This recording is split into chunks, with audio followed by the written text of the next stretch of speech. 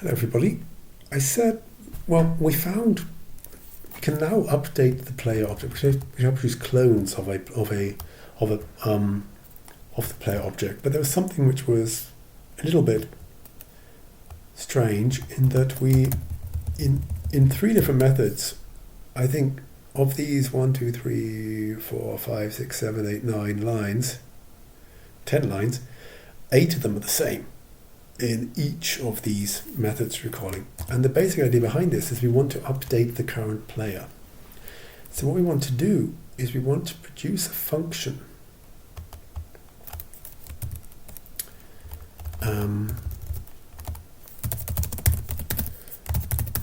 current player, and we want to take a function which takes a player and returns a player, and this runs what this returns is a function which takes a game and returns just takes a game. That's what it needs to do. So this one will be a function which we can use inside this clone with method. It's a function which we can say this is how we want to modify the current state. We want to modify current state by updating the current player. So return func takes a game, and g.players is equal to map indexed. We have to work out what to do here, but this one's okay. This is just g.players. Okay, the question is, what are we going to do here? Player, let's call that P. Okay, and if E not equal to G dot current player, basically we're just copying the current code. Else return P dot clone with F. And that's basically the code. Is the why doesn't it like that? Because this modify returns a player. Doesn't need to, does it? It's a clone with function. Okay, good. So that's the basic idea of an update current player. It should be an update current player function, or a get update current player function. Ugh, that's pretty ridiculous. Let's just call it that for now. Let's see if this works.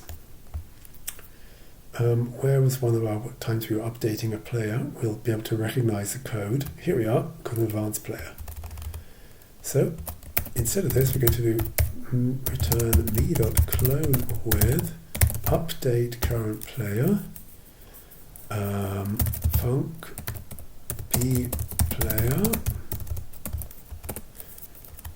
p dot place plus equals role. P dot place is the remainder when divided by 12, and that's basically the idea. Is it happy with that? Let's see what happens if I delete that.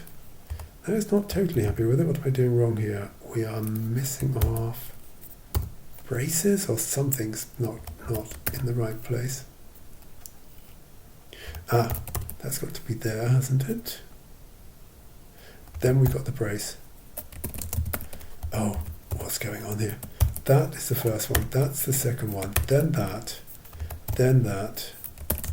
Okay, now I've got it, I think. Oh, a bit complicated, that. Let's see if this works, if I've broken it. No, I haven't. Cool, advancing player works. And I think you'll probably agree with me, this looks a lot nicer than the code we had here for pay player, for example. So let's do this one as well. Return me.clone with update current player.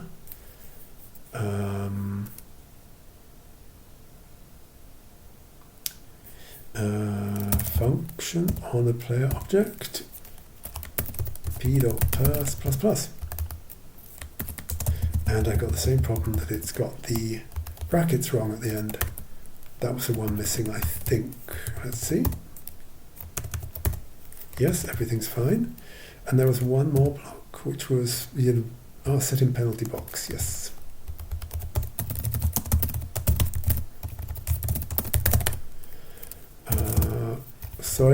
Update current player, func, yep, do that. That's missing, put that on now. P dot in penalty box is equal to val. Now this looks a lot nicer. And I hope it's still correct. It is. Okay, so now we've got, I think that's all of the state changes we need. I'm not sure there's another state change which is modifying existing state rather than producing a copy. I think everything now produces a copy. So this means that any call we make up here in the game methods, so anything which is like wrong answer was correctly answered, any call on game, add as well and roll, those are the 1, 2, 3, 4 different functions, different methods which are actually being used.